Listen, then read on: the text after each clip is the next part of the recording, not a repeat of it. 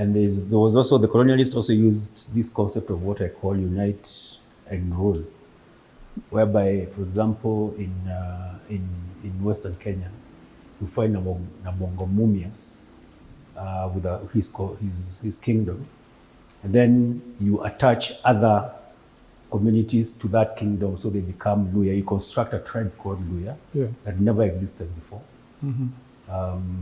Or the Kikuyu, for that matter. It's interesting for that, yeah.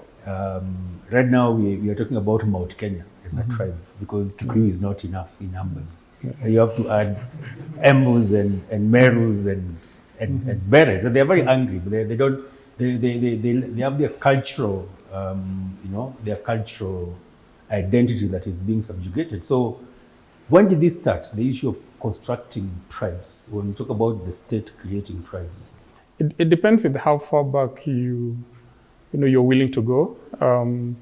For example, the idea of Kalenjin, when does it come about? 1948, yeah. But it only took until Moi came to power, and him needing a tribe to sort of give himself numbers, the tyranny thing.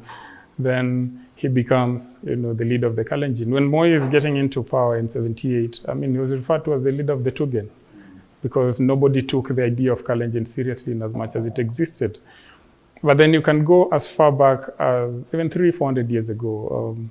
The main tribes in Kenya then being what? The Gumba, the Athi, the Barabius, and the Dagishus. Wayake Wahinga being from the Athi community. And all these, they existed here. The Ndorobos being the original inhabitants of Kiambu, and moving out into the mountains, into basically the Rift Valley. And within that, movements and negotiations between, not what now you'd call the state, but then it was simply authorities in terms of, the Imperial British East Africa.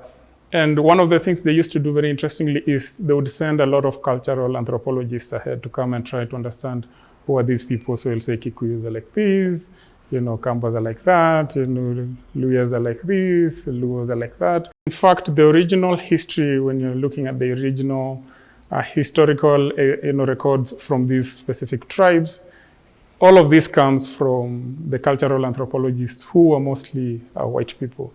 So they didn't come, first of all, as colonialists. They came as people trying to understand. Of course, that has its own problems. But in essence, tribe is a political construction. Ethnicity is basically our culture, our language, our foods, and all that.